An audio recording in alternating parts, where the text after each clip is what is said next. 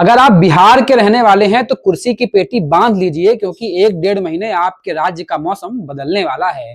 4 साढ़े 4 साल तक जिन सरकारों ने आपकी पाई पाई लूट करके अपने खजाने भरे हैं, अब वो आपको कुछ देने की बातें करने लगी हैं। दरअसल यही हमारे देश का लोकतंत्र का तकाजा है कि सरकारें 4 साढ़े 4 साल तो जनता को जमकर के चूसती हैं और जब राज्य या देश में चुनाव आने वाले होते हैं तो अपने खजाने को ऐसे खाली किया जाता है जैसे कुबेर साक्षात आसमान से धन वर्षा कर रहे हैं।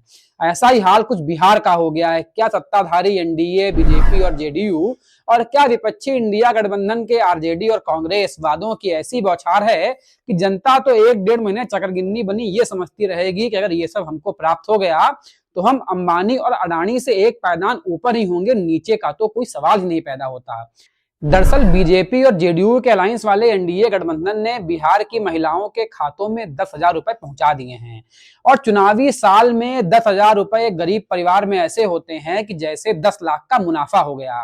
वो परिवार तुरंत अपने आप को अंबानी से एक पायदान ऊपर मानने लगता है और उनके खाते में जब से आ गए हैं तो उनको लग रहा है कि हम तो मालामाल हैं। वहीं इंडिया गठबंधन भी एक से एक वादों की बौछार कर रही है जिसमें जनता एकदम घबराई बौखलाई जा रही है।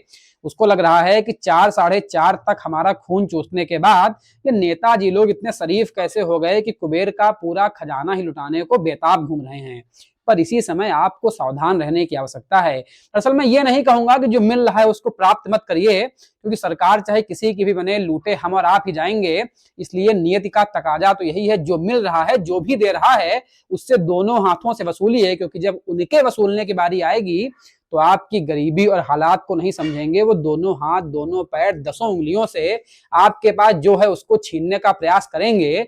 तो अगर 5 साल में एक बार आपको कुछ प्राप्त करने का अवसर मिल रहा है तो समझदारी के साथ उसको भी आप ग्रहण करिए, क्योंकि यही लोकतंत्र के एक वोट का वो प्रसाद है जो आपको 5 वर्ष में केवल एक बार ही मिलता है। धन्यवाद।